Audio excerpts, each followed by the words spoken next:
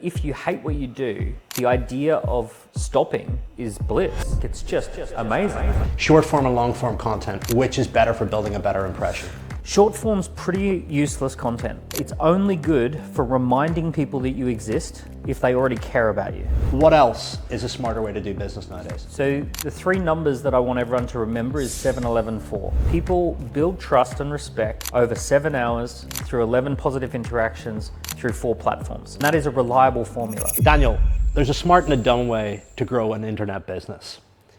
Let's talk about a couple of dumb ways and the new smarter way to grow a business online and attract customers. Yeah, so first thing I'm gonna pull you up on, right, to be super cheeky here, I want everyone to drop the word online and I want drop internet. Nice. Because that mindset that there is a distinction between internet or not internet is actually one of the problems. Yeah. So I see a lot of businesses, they're like, oh, I want to grow an online business. It's like, no, it's just a business. Yeah. Right? Every business is online and every business is offline. You book your hair salon on your phone, you find them on Google Maps, you go to a traditional digital business, but you expect offline services, you expect offline interactions.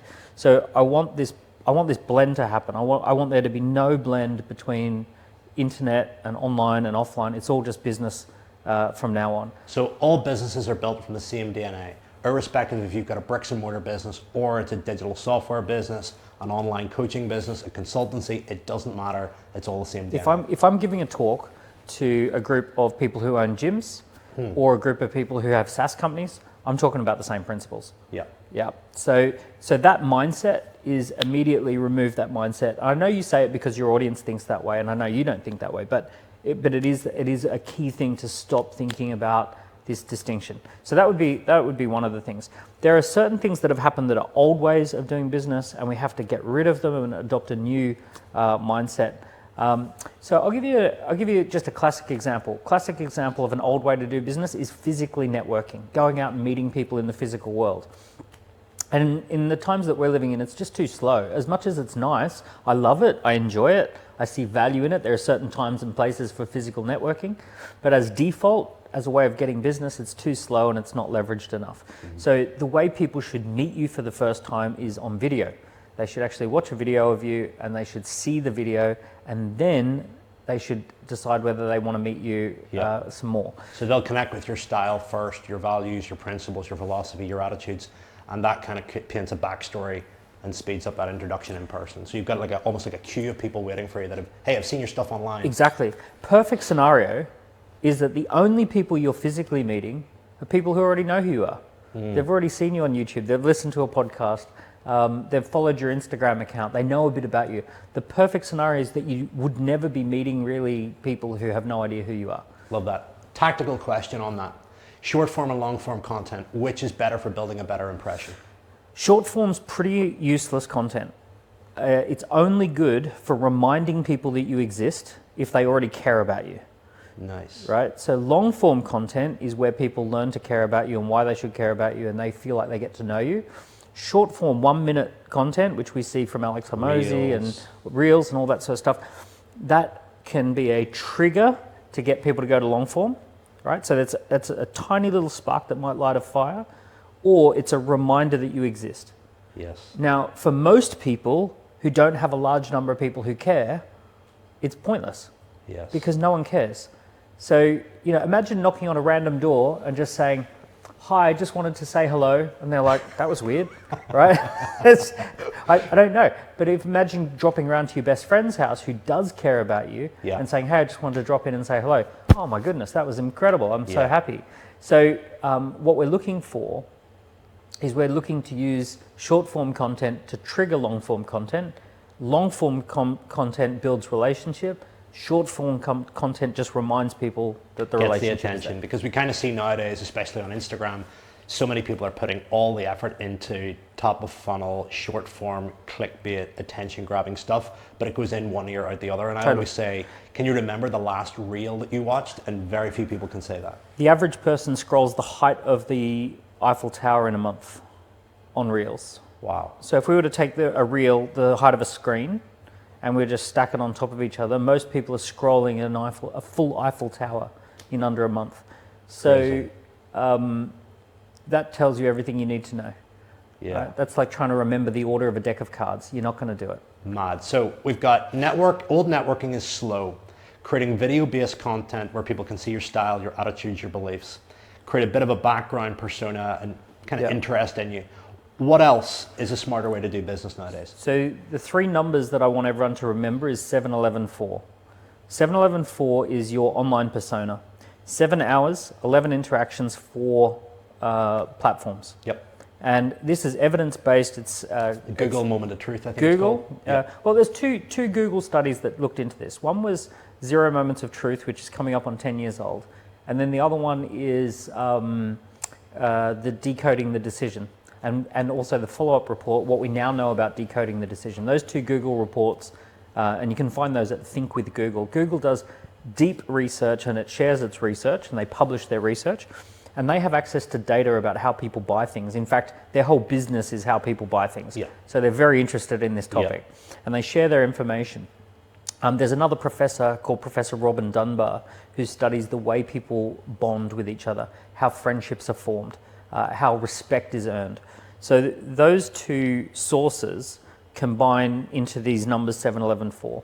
So essentially this, people build trust and respect over 7 hours through 11 positive interactions through 4 platforms. And that is a reliable formula. So for example, let's say, who's someone you respect online? Yourself. Oh, there you go. I bet I've 7-11-4'd you, right? So I bet that if we went through your history, we would find that you have connected with me for at least 7 hours. Yeah. You probably watched a few podcasts. We've had 11 interactions on perhaps 4 different platforms or a combination thereof. Yeah. Now, when we then meet each other, and by the way, same for you, right? I've seen you several times. So when we meet each other, it feels like there's already a bond and a respect that's been built. Yes. So our online persona is the 7-11-4 persona.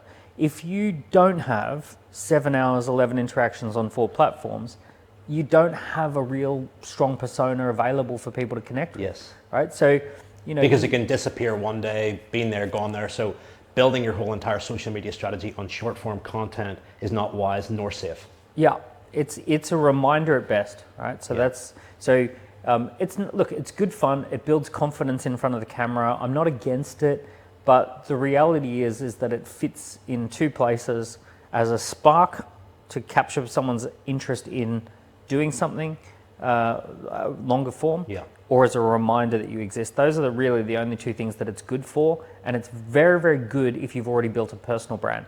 So if you've got a personal brand, if I've got a personal brand, you'll see me doing short form content because it keeps me on people's awareness, it keeps people on people's mind. But if people try and copy that, right? It brings back to you, right? Yeah. Now, it might be the same as like an athlete. Yeah. There are certain exercises that an athlete might do to maintain a body, an aesthetic, and then if someone who's trying to do a different sport tries to copy the movement, they're going to over-exaggerate the muscle that doesn't. Yeah, and it's not going to do anything for them. So yeah, it's one of those things that you copy your heroes doing it, but it's not necessarily going to do the same up thing. until a point, and then you find your own voice. Yeah. And we're talking about dumb ways and smart ways. Let's segue into personal. Actually, I'll give you an even better example. If someone who's got a great body wears a tight black t-shirt, they look amazing. If I wear a tight black t-shirt, I'm not going to look the same way. Look different, right? Yeah. So if we see the gurus doing the short form content, because they've got the fundamental underlying strength, those short forms work for them. Right. But if you don't have the fundamental underlying strength, it's the tight black t-shirt on. If anything, it positions the hero better than you, right? Yeah. Because that's where it came from. So let's segue into personal brand. Obviously, personal brand, main business brand per se. One of the biggest fears a lot of people have is if I build a personal brand, everyone will want me. So let's unpack that and look at why building a personal brand is smart, and that big limiting belief around if I just build it around my name, then everybody's going to want me. And is a personal brand only applicable to somebody who's done well in business that is maybe out the other end looking to build something, or is it something that should be built from the start, either by itself or simultaneously with a business? Yeah. Well, it's really funny because the actual opposite is true. It's completely the opposite. When you go to a Gordon Ramsay restaurant, you would be shocked if Gordon Ramsay was actually there. You know, if you go on a Virgin flight, you'd be absolutely shocked if Branson was there. Yeah. And you'd literally be texting your friends and saying, "Oh, Richard Branson is on my flight." Yeah. Right? So Selfie. like, the bigger the brand, the less we expect the actual person to be there. So when someone doesn't have a personal brand, everything relies upon them. Yep. When someone does have a personal brand, they attract highly skilled, highly talented people around them, and those skilled and talented people deliver great value. And that person who has the brand is not necessarily required to be in the room. Their brand is doing a lot of the work. We don't expect Elon Musk to be around, you know, a Tesla shop or anything like that. But personal brand is so much bigger than business brand. Mm-hmm. I mentioned Elon Musk. Here's a strange phenomenon. If you were to poll people under 40 and say, do you know more about Elon Musk or NASA? Or do you have a stronger sense of appreciation and respect for NASA or Elon Musk? Elon Musk probably outpolls NASA. Yeah. Now, that is unbelievable to anyone who kind of For like... such a large, globally, long-term recognized governmental kind of... Totally. Sent people to the moon. Sent robots to Mars, right? Yeah. But we don't connect with people. We don't connect with brands and logos. We connect with people. It's about the persona that we connect with. Jessica Alba has 20 million followers, and her company, which is worth over $1 billion, has 1 million followers. Branson has 12 million followers, and his company only has 250,000 followers. Cristiano Ronaldo has 640 million followers. Every single football club, Premier League club combined, has 230 million followers if you add them all up. So Ronaldo has almost 3 times the following as every single club combined. Those are 100-year-old institutions. So people, this is what we're learning. People don't really care about logos, brands, businesses. They care about people. And human evolution, of course we care about people. We're built to understand faces, voices, gestures. That's what our evolution and our nervous system is attuned to. We're not attuned to understand logos and color palettes and you know, abstractions. So if I was building a personal brand, what would be the 3 to 5 main intentions? Let's just say I'm watching this, I'm in my 20s to 40s, and I want to start building a personal brand. I've got a relatively successful business. What should I be thinking in the back of my head? Because obviously you're mentioning big follower numbers there, and surely quantity doesn't equal quality. What should I be thinking in the back of my mind? Do I want to build this to as many eyeballs as possible to create an advertising channel? Do I want to build it with as much quality as possible, or a little bit of both? And how should I be approaching the thinking behind every piece of content that I put out? You want a core group of fans. You want a core group of true believers, really engaged followers. So that's your message, that's your values, that's your expertise, your style. Where you start with this, the starting point with all of this is what we call your pitch. So it's unfortunate, but when you introduce yourself, people judge you, and they immediately put you into one of 3 buckets. They put you into the newbie bucket, the worker bee bucket, or the key person of influence bucket.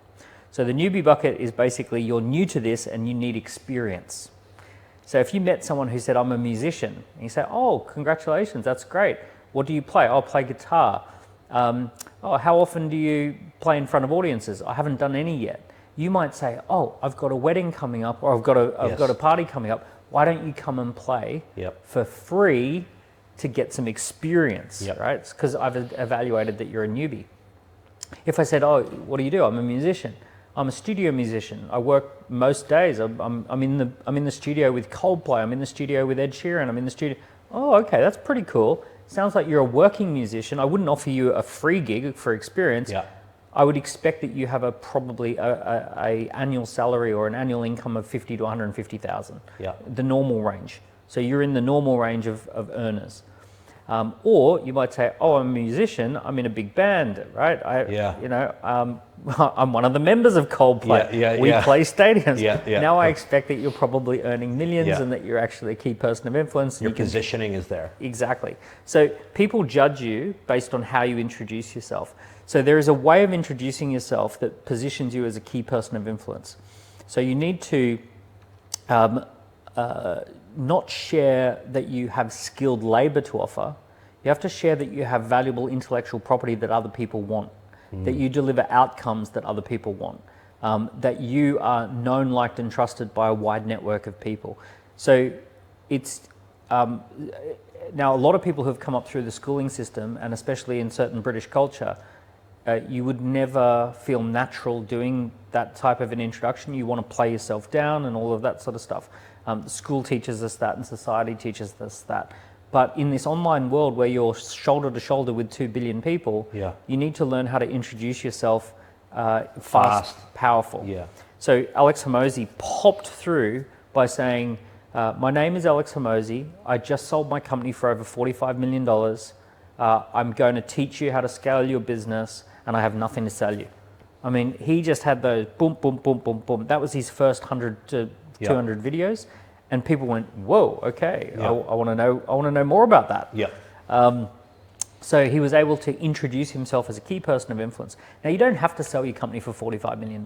What you could do is you could say, my name is Bob. For the last 15 years, I've been working with farmers who have to run a farm, who have a family, and who want to keep fit. Yeah. My whole focus is helping farmers to stay fit. Modern day farmers stay fit and healthy, right? I understand what you're going through. I understand how difficult your life is. I understand what it's like to be a farmer. That's my main client, and I'm here for you to get into the best shape of your life. Just very granular, very specific. Even if you run a farm. Yeah. So there's a way of doing this. A simple framework that I love to share with people is called NAME. What is your name? What is your business name? SAME. What are you the same as? Fame. What makes you stand out or makes you different? AIM. What is it that you hope people will achieve in 90 days? Game. What is your big vision? What do you want to achieve? Big picture. So name, SAME, fame, aim, and a game. If you can get all of that into 30 seconds, you'll stand out. Nice. There you go. Super awesome. So what else have we got? Business in the modern age, how to really do it smart. Okay, the next biggest change is we need to start getting rid of what we call the marketing funnel. So the marketing funnel has been disrupted in 2024 and onwards. What do you think created that biggest disruption? Do you think COVID was a massive factor with that? Where people are a lot more sophisticated now to what a lead magnet is, what a book a call funnel is. I mean, the market's more sophisticated, but the biggest change is that people trust the algorithms more. So here's what the old funnel was versus the new funnel. So the old funnel is top of funnel is awareness, capturing attention, capturing awareness. Middle of funnel is education around features, advantages, benefits, perhaps a little bit of entertainment to kind of keep you reading, keep you scrolling. And then bottom of funnel is conversion. And in the traditional model, you want to just do that as quick as possible. You basically, you want to go capture attention, get them to read something, get them to connect something, and then boom. If they fall off of the page, then that is a dire situation, right? You have to recapture them, they're gone. So Google interrogated to see if this is still true, and they found it's not true anymore for most consumers.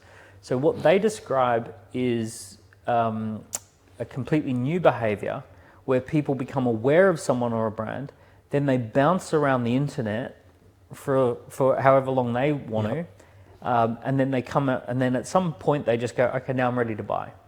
And they trust that the algorithms will keep reminding them of certain things and certain people. So they clock up time and interactions like we talked about before, 7-Eleven. So I want you to almost imagine a different scenario. Rather than a funnel where you push people into a steel hallway and they can't get out and you just keep shoving them down the hallway until they buy, imagine a playground. And imagine the playground has got swings and slides and stuff over here, and there's an ice cream truck and there's this and that. Right? And what you do is you encourage people to come into the playground and they can just bounce around. The stuff inside the playground, right. And if they want to play on the slide, they can play on the slide. If they want to go on the swings, they can go on the swings. So what this looks like for a business is that you trigger awareness, and then if someone wants to listen to a podcast on Spotify, they can do that. If they want to watch a video on YouTube, they can do that. If they want to have a follow along on Instagram, they can do that. If they want to see some of your more serious stuff on LinkedIn, they can do that. Right? So they can just bounce around, and there's plenty of things for them to watch, read, listen to, interact with. There might be a quiz. There might be an online assessment, right? Yep. That's one of the rides. You can go and do that. There might be a mini course, right? 5-minute videos. That's one of the rides. Yeah. So it's almost like a theme park or a playground, and people can just bounce around finding the thing. Yeah. At a certain point, they go, I'm sick of all this stuff. I want to buy something. I want to interact. Yeah. Let's talk about this quiz and score piece, because that's how we connected. We obviously run a sizable coaching business, and one of our biggest challenges was, one, quality of lead. Yes. Because, we have no problem attracting leads, but not all leads are the same. Yep. So if you're spending a lot of money on Facebook ads, whatever advertising platform that you're on, you want to be able to extract the juice out of those leads, which means you want them to turn into paying customers. So when you then turn that into people that book sales calls and don't show up, when you turn that into a sales call that somebody can't afford, or they're riddled with objections, you kind of don't know what you're getting on the internet, right? Because it's such a large place. And that also... Can I just pause on that? Yeah. Because here's some research on this one. On the internet, inside your audience, imagine a pyramid, 1% of your audience has 15% of the budget. The next 9% of the audience takes you another 45%, totaling 60% of the budget. So if you were to add up how much does everyone have to spend, 60% is in the top 10%. That's the total budget.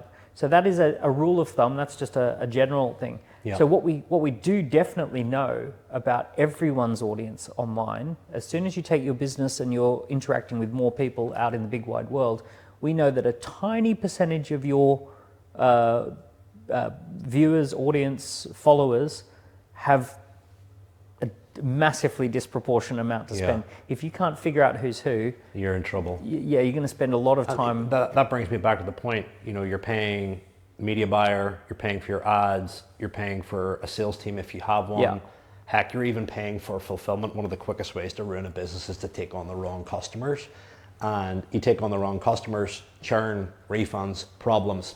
So, you had created Scora, and we looked at installing that into our marketing. And we did that in a way whereby we were using it to filter out the highest quality people. And we used to drive people to an application form, then into a book a call. But essentially the application form has become the typical lead magnet. So the typical lead magnet before, like let's just say I'm in health and fitness, it would have been the fitness business growth kit, the 2025 guide of all the tools and insights, really valuable, really cheap leads. But the problem is that most of them wouldn't buy.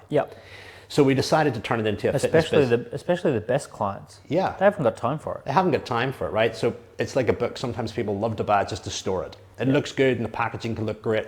But we decided to utilize the quiz assessment as our top of funnel asset to generate leads and distill them down, almost like a filter. And here's what we found. We framed it as a fitness business strength test, and we framed it around, hey, after completing this test, you will know the exact blind spots that you need to fix in order to have a more boost profit, boost impact, boost freedom. We use these three levers of currency. And we scored people based on vision, marketing, sales, delivery, per se, the core elements of a business. And we gave them very potent questions that would rate from very confident, not confident at all, that kind of angle. And we would then be able to look at each area and score it green, orange, red, based on the type of questions. So we could say, hey, this type of score in your marketing, you're this, your mindset, you're this, you need to work on this and that. And then we could score them overall on their actual total score. And we could then correlate that with where they were at with extreme accuracy. And one, people wanted to find out the score because everybody likes to benchmark. Two, the people that took the time to go through the application were extremely intentional and were buyers. Number three is that it just revealed a problem. And I'm a firm believer in marketing or selling anything, coaching and consulting. When you solve one problem, you should create another. So the asset created a level of curiosity. It gave them a solution to a question: how good am I compared to the top, 7 earners in the industry? looking at it, assessing it, hitting them with the reality, and the truth is in the data. When I can see that my business is at 47%, I'm not going to settle for that if I'm a high performer. Creates high tension. Yeah, and if there's granularity in terms of, hey, like you need to focus on these three things, there's a very high chance based on the questions that that's going to be accurate. Yeah. And what's a natural next step? Hey, would you like to discuss how we could fix this? And if you like what you hear, great, you can partner with us. If not, you still know what to do to focus and you can do it yourself. Yep. So we used that, and here's what we find. We find that one, the quality of leads was insane. Two, the cost of our sales, advertising and all that kind of stuff improved. The leads were more expensive, but they were better. So let's just say, for example, it was costing me £3 to get a lead off a typical, download this ebook, it's graphic designed, it looks amazing. We might need 100 of those to convert into a good quality client. But what we find is for somebody that went through 25 or 30 base questions, heck, if we were spending 40 or 50 quid on that lead, the chances of them buying something at 2K, 5K, 10K, 20K was dramatically higher. A return on investment is through the roof. So again, it boils. A lot of people look at cheap leads, but often cheap leads are not great leads. Correct. You're better off having a better quality lead that spends a lot more. It's night and day. It's when I see these agencies saying that we can fill your calendar full of leads, or we can put this chat setter in, whatever. Not all leads are created equal. No. Low quality leads will do your head in, clog your inbox, stress out your team. There's nothing worse for a sales team to be getting on a call with a lead that's not interested, doesn't have the money, and if you want to protect your team's focus, you want to protect the quality of your leads, the quality of people that come into your business, you got to vet them. And it creates a different experience. There's a little bit of work into accessing the score, and it's that reveals a pain point, right? It does reveal a pain point. One of the highest paid fitness trainers that I ever came across was earning great money as a fitness trainer. And I said, tell me a bit about, what's working for you. And he said, when someone comes into the gym, we go fairly close to the main area. And I always ask them, can we do one of those caliper tests? Body fat tests. Fat tests. Yeah. And they're there while I'm actually grabbing a piece, and they're looking around the gym and they're feeling it, right? And that test, that is creating the tension. And then he had a card. I'm getting flashbacks when I was a personal trainer. They were called Harpington calipers, and you would do it at the side and you go, oh. Yeah. But that creates tension. Yeah. So what you've created is a digital version of that, where people answer the questions. Each one of those little questions, because you do 25 questions, and there'll be questions like, how confident are you that you can fill your sales calendar every week with high quality leads that can afford to pay? Do you have a repeatable marketing strategy? Yeah. Have you got someone who follows up with leads immediately once they blah blah? So you'll. Do you even have a clear vision for your business? Yeah, exactly. Do you know what you want to be celebrating 3 years from now? Does every single member of your team know what you want to be? So those little ones where you've got to go, not really.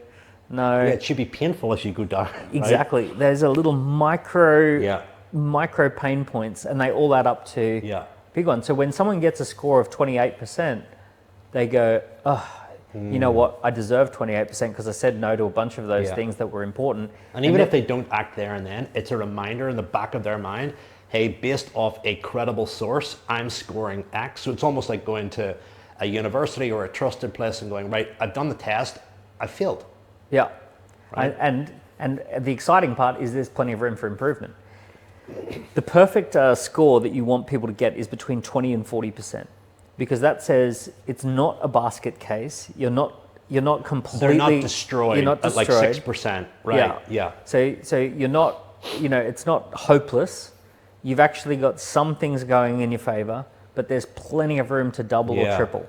So it's like the same on a sales call or a sales conversation. You don't want to bring in people that need rescued. You want to bring in people that need triage. Good to great. Right. You want good to great clients. The best clients will always be good to great clients. They're mostly good. They just need to be shaped in the right direction. And we also find that we utilize the data from that for very useful tactical outreach. The one thing, tactical outreach, because you can slide in one question that is a qualifying question. Yeah. Would you like us to follow up with a plan of action, or how we can? Or you could say, which best describes your revenue forecast for the year ahead? $500,000, $1 million, under $500,000, $500,000 to $1 million, $1 million plus. And then straight away, if someone scores low but they're at $1 million plus, you know they've got budget to work with you. Yeah. Yeah. 100%. So, and now if someone's a fitness trainer, which best describes your work situation? I'm a executive under a lot of pressure, executive or entrepreneur under a lot of pressure to perform at work. I have a fairly relaxed work life, good work-life balance. I'm currently unemployed. Yes. Right? So if you go to the executive... People can answer all great in one area, but when it comes to the actual facts, do you have the capital? Do you want to act now? Are you the main decision maker? No, not worth it. Yeah, you can say, well, I'll just send you some videos and you can follow Send them along. a loom, and if it's up to them, they but can if you take can get a action few themselves. qualified questions in there, Yeah. it's like Prince Charming with the glass slipper, Yeah. right? So he has a very quick way of knowing, are you Cinderella or not? Yes. And a scorecard is a great glass slipper. Yeah, It basically is that. a very quick way to say, Yeah. is this Cinderella? No. Yeah. Now, this is going to become a bigger and bigger problem for people over the coming years, because as you build your business and as you build your following, and you've got, let's say, thousands, tens of thousands, hundreds of thousands of people engaging with you, you need to have that glass slipper. 100%. You will not find Cinderella 1 in 1,000, because the bigger the business now, the more likely you are to have 500 followers in Bogota and 50 followers in rural Uganda. You got no control where your content goes. Yeah. So if you don't have a glass slipper that says, actually, I'm looking for highly paid people who can make a decision, who've got the time and the flexibility to work with me, boom, boom, boom, boom, boom. Yeah. Those questions are in there. I can now find my needle in a haystack. Yeah. Got it. You can preserve morale, profit, and energy by distilling them down, right? And you can free up that time to invest in the client who has the big money, remembering that 1 in 100 have 15% of the budget. And it's quite it's easy to say those numbers, but like when you think about it, that's one client who can spend 15 times Correct. the average client. Yeah. That's the difference of, in the world of personal training, if you said, oh, I've got one client who spends 18 grand a year, and I've got a ton of clients who do like 3 months of 500 a month and then quit. Yeah. You want that one 18. If you look after that 18,000 a year client, you're gonna profit. You don't need many of those. Yeah. We also used it as well once somebody was onboarded, because we find that, to really solidify the buying decision, people like to know, hey, I'm so glad I've made this decision. So when they came on board, you might find that between the time that they filled out the quiz and got the score and they onboarded, it could be a week or 2 weeks or 3 weeks later. So we wanted to reinforce, like, what are the key areas that you really want to work on? What areas do you think are the weakest, the biggest blind spots? And as soon as they came in after, they've paid the money, they've seen through how to get the most out of the program. Hey, let us know exactly where we want to focus on. Boom. Yeah. So it was a reinforcement as well. So again, from not only a lead generation tool and a retention piece, it was very, very smart. And I think it's a far more effective way to generate and distill quality leads in the modern day. And wouldn't it be weird if you met someone, or wouldn't it be wild if you met someone who's wearing a t-shirt and the t-shirt says, my biggest pain point is this, I'm ready to act now, I've got a budget of this, right? Because you're blind otherwise, right? You're blind. So let's go into 1 or 2 more points on just really being smarter in business in today's day and age before we close. So we covered like personal brand versus business brand. We covered the 7-Eleven 4 ecosystem. Touch points. Those touch points. Distilling quality leads from a noisy marketplace and using the right mechanism to do that. We also talked about networking being the slow way, and essentially using video content and people already having assumptions and a bit of a relationship with you before they meet you. Anything else that you think's key? Yeah, there's one big one, which is the entire background and the schooling system was built towards this idea that you are skilled labor and that your value is in your time and your effort and the level of skill you bring to your time.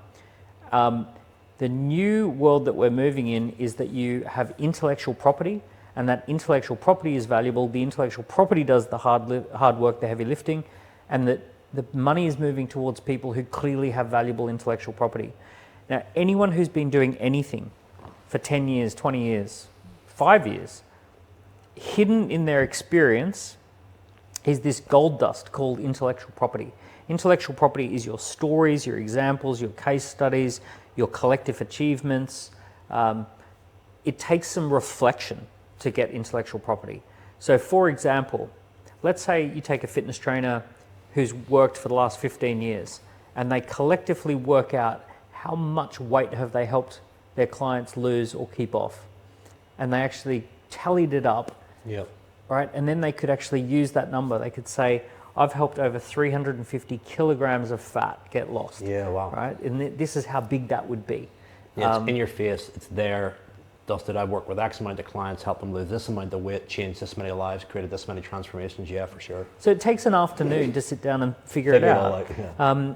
There's a great saying, there's a great sentence that helps you to find your intellectual property. So you think about your last 5 years and you ask yourself, did I ever do something special Yep. for a certain type of client? We got a remarkable result together and I can explain how we did it step by step.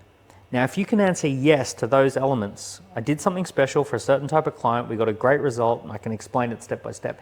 If something springs to mind on that, hidden in that story is intellectual property. The mechanism to get. You could write a book about that, you could Yeah. do a video about that, you could do posts about that. That could be the cornerstone of building a business that's 2 to 10 times bigger than it is right now. Yeah. So what I want people to do is stop seeing themselves as skilled labor, start seeing themselves as being the source of intellectual property. I love that. I love that. All right, 3 quick questions before we finish. Number 1, what have been the 3 best investments that you've made this year? Actual investments or? Yeah, investments in terms of whether it's, heck, it could be a tool, it could be well, ScoreApp, the software company, has been pretty phenomenal. You know, we launched that in the pandemic. We now have 9,000 customers globally. We just bought one of our competitors, and now we're not competitors, we're collaborators. You know, that business is on its way to being worth 100 million as a standalone business, and we started it from scratch a few years ago. Wow. And if I said to you right now in the space, who impresses you the most and why?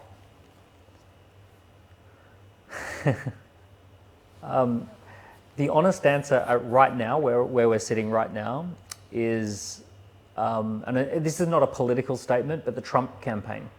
So, you know when you see a team who are very highly aligned and they're just operating with a high degree of alignment between the team? What we saw with Trump, Elon, Vivek, Tulsi, RFK, all singing from the same hymn sheet, all reinforcing each other's message. I don't care whether you agree with the message or not. This is not a political statement, but it's a team of people who very much understood the brief. They understood the assignment. And they worked very closely together, very aligned. The way they showed up on podcasts, the way they interacted on social media, the way they kept coming back to core messages, and ultimately the way they absolutely dominated in the result. They won the House, they won the Senate, they won the presidency, they won the popular vote, they won every state, they won every swing state, they won everything you could win. Yeah. So that is the power of an aligned team who understand the times that we're living in, who are driven by a mission and a vision. Whether you agree with their vision or whether you're politically aligned to them or not, there's a lot to be learnt from that campaign. Yeah, from a business perspective, yeah, I love that. What has been the biggest challenge that you've had in the last 365 days? And what was the lesson, whether it was personal or business? And what are you doing now to integrate that into your life or business to grow? So this year, in the last 365 days, I was out skiing with my family. Yeah. And on a Thursday, I got a message from Stephen Bartlett with 6 million followers on Instagram. And he said, I've just watched a video of yours on YouTube. Would you like to come on to Diary of a CEO? Fair enough. I thought it was a scam. And then I kind of did a little bit of digging and went, actually, this is really him. And I thought I would have 2 or 3 months to prepare. He said, we're filming Monday. And I went, oh, okay. Mm-hmm. Jumped onto that. So I flew back from the snow, flew in, flew out, did the recording. The following Thursday, it comes out, and 2.8 million people watch it all in a short space of time. And what was interesting about that is two things. I'd been preparing for that moment for years because I'd done lots of little podcasts, I'd done lots of little engagements, I'd done lots of little talks in front of small audiences, and I felt confident in my ability to communicate on a bigger platform because I'd done a lot of little things that were not worth my time at the time, but they built up to being worth that moment. And the second thing is that I had a set of products and services available that were ready to scale. And in the following 2 months, we did over £2 million worth of additional revenue at very high margin because it's digital. So we did over $1 million a month in the following 2 months. And then it's, still providing an effect 6 months later. So what was interesting about that is that preparedness and luck, when they come together, that was a real life experience for me. Yeah. On both leading up to that moment and then the following 2 months after that moment, where we had the products and services. And the lesson that I would share with anyone is be ready for that moment in your own life. So do the little things that will lead up to a big breakthrough. Be on the small podcast, put the content on your social media platforms, write the posts, even when you're only getting 10 likes. It all adds up. Right? It starts to build. And then make sure that if something like that were to happen, you've got the products and services that scale, so that after the fact, you're ready to capture the value that's created. Yeah. And closing question, because I regularly get asked this, and I'd love your take on it. You've had a tremendous amount of success in your career, notoriety, and you're at an age now where you've got a family, you've got your wealth, and you don't need to do any of this. But why do you do it? It's funny because I'm so hardwired to do this. I really enjoy it. Like, why does Ed Sheeran sing songs and why do Metallica still tour? So there's an enjoyment and fulfillment piece. And tell me what is it that fulfills you? Is it the challenge of getting the deal, impacting lives, what is it that? Well, the first thing that I would always say is that if you hate what you do, the idea of stopping is bliss. Like, it's just amazing. You imagine what it must be like to retire and have enough money to never work again. And that sounds like the fantasy. If you become someone who enjoys what you do, when I say enjoys what you do, it's a misunderstood term. I still suffer. Yeah, there's parts of your business that you do not like, of course, yes. right? It's like being a parent. Yeah. Right? You love your kids and they're a pain in the ass. So, being a parent is a pain in the ass and you love your kids. The two things can be true at the same time. But if you find the business or the way of living or the thing that you enjoy to do that you're willing to suffer for, the word passion actually means, the definition of passion is a willing suffering. It's the ability to suffer for something willingly. So it goes back to the Passion of the Christ, which was the story of Jesus's willingness to suffer for humanity. That's where the origin of that word comes from. So when you find your passion, you're actually willing to suffer for it. You're willing to go through it. So you find that thing that you're willing to suffer for, and then you kind of can't switch it off. And the idea, it's weird. The idea of retirement becomes repugnant. So the idea of like having to stop. And this is why we see Warren Buffett going right up until age 90. This is why we see Rupert Murdoch still wanting to buy and sell businesses at his age, into his 90s. Yeah. It's why we see Metallica, who each member still of Metallica is worth $500 million now. Yeah. They're all worth 500 million apiece. Yeah. And they can't stop touring, right? Because they are Metallica. Love it. And on top of that, they get sick of their own Metallica songs. They've said they get sick of it, but there's something about being Metallica and they love it. Yeah. So for me, the truth is that I have 3 or 4 startup ideas that are burning a hole in the back of my mind. I want to start them. Yeah. I don't need to start more businesses, but I just freaking love it. You love it. Is there a big vision that you have for where you want to take this, or anything that you want to commit to now that you haven't yet achieved, that if I was to send you this in 3-5 years time, that you'd love to do it? Well, it's a bit of it. Harry, can you B-roll it? Or just do a bit of cam on the phone, just for a bit of backdrop? Well, this is all edited, so don't worry. It's a little bit of an infinite game that I'm playing. So the infinite game that I love to play is develop entrepreneurs who stand out, who scale up and use business as a force for good in the world. That's my personal mission that I like to play. So develop entrepreneurs that stand out, scale up, and make a dent in the universe is the way I say it. So every business that I'm involved in is developing entrepreneurs that stand out, scale up, and make a dent in the universe. I love working with entrepreneurs. I love speaking with the entrepreneurial community. Yeah. I love creating products and books and services for entrepreneurs. Yeah. All of my life is about this, is this dedication to this idea that you can have fun, freedom, flexibility, and growth through this journey called entrepreneurship, and that you can actually make an outsized an outsized dent in the universe or a positive impact through being an entrepreneur. I love that. That was awesome. Daniel, thank you so much, brother. All righty. Good man.